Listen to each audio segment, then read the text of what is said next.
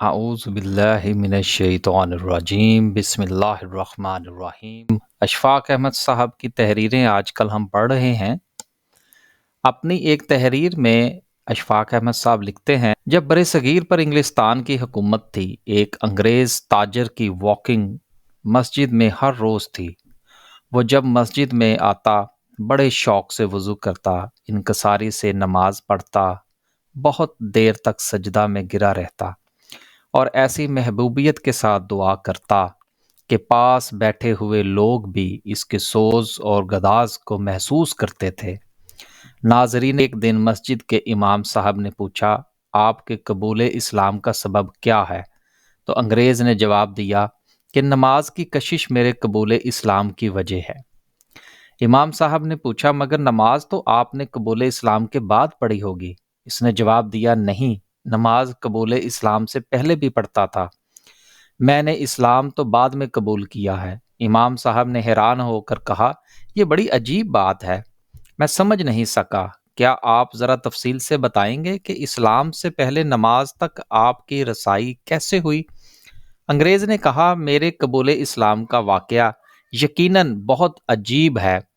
وہ اس طرح کے 1912 میں مشرقی افریقہ میں برطانوی علاقہ کینیا میں آباد ہوا اور وہاں میں نے ایک بڑا کاروبار سیٹ کر لیا۔ پروٹسٹنٹ عیسائی تھا اور اپنے عقیدے میں بہت سخت تھا۔ حضرت عیسیٰ علیہ السلام کے پیغام پر حد درجہ مطمئن تھا، اگرچہ کاروبار میں میرا وقت کا بڑا حصہ بیرون ممالک کے سفر میں گزرتا تھا، لیکن کاروبار کی سخت مصروفیت بھی مجھے جلسوں کی شرکت سے باز نہ رکھتی تھی۔ انجیل کا ایک نسخہ ہر وقت میرے ساتھ ہوتا تھا اور میرا یہ ایمان تھا کہ میری روح کا زیور یہی ہے۔ اس دوران میں نے وہاں پہلی مرتبہ اسلام کی تاریخی جگہوں کی سیر کی۔ میں دریائے نیل دیکھ کر فرعون کی حالت اور حضرت موسیٰ علیہ السلام کے واقعہ سے آگاہ ہوا۔ میں نے وہاں کے مشہور تاریخی اور دینی ادارے جامعہ ازہر کی زیارت کی، مسجد محمد علی، کبیر مسجد، محمد حسین اور مسجد سیدہ کو دیکھا۔ ان زیارتوں کا میرے دل پر خاص اثر ہوا۔ اس کے بعد میں کثرت سے مصر جانے لگا۔ آہستہ آہستہ میری یہ حالت ہو گئی کہ جب بھی کاروبار سے ذرا فارغ ہوتا، ایک اندرونی جذبہ میرے دل کو پکڑ لیتا اور مجھے اسلامی مسجدوں میں لے جاتا۔ میں وہاں خدا پرستی کی کچھ ایسی دل نواز کیفیتیں دیکھتا کہ جن سے دل کبھی سیر نہ ہوتا تھا۔ وہاں ایک شخص ایک اونچے مینار پر کھڑا ہو جاتا، اذان دیتا، جس سے مسجد کی فضائیں جھومنے لگتی تھیں۔ اس کے بعد امیر اور غریب، گورے اور کالے، چھوٹے اور بڑے مسجد میں داخل ہوتے اور جوتے اتار کر ننگے پاؤں پانی کے حوض کے گرد بیٹھ جاتے۔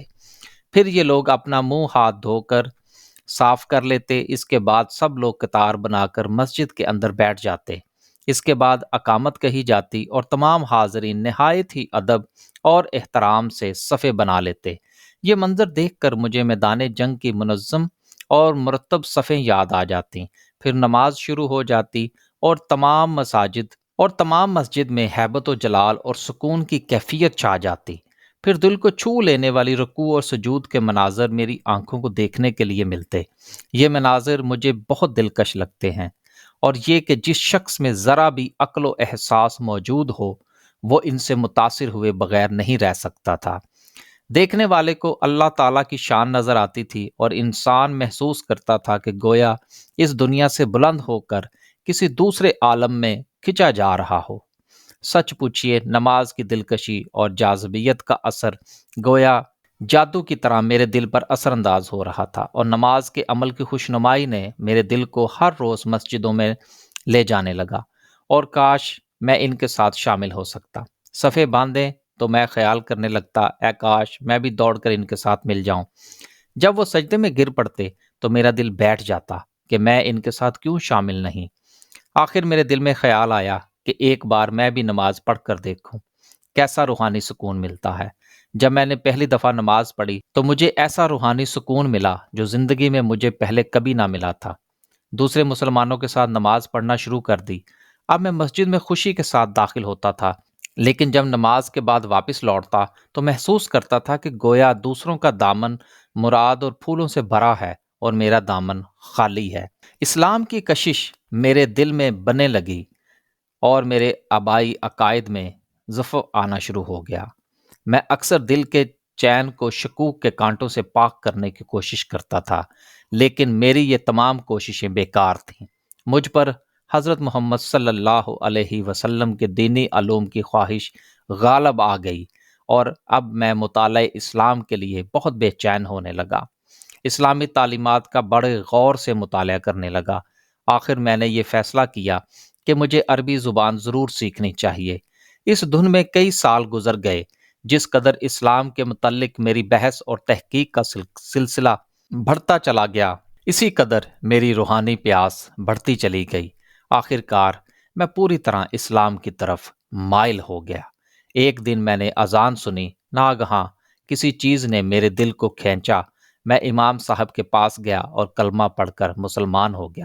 اب میں پورے طور سے مسلمان ہوں اور میری رائے ہے کہ کوئی دین، کوئی مذہب اسلام کا مقابلہ نہیں کر سکتا۔ یہ تحریر جناب اشفاق احمد صاحب نے تحریر فرمائی۔ ایسی مزید تحریریں سننے کے لیے اور پڑھنے کے لیے ہمارے چینل کو سبسکرائب کیجیے۔ اللہ حافظ۔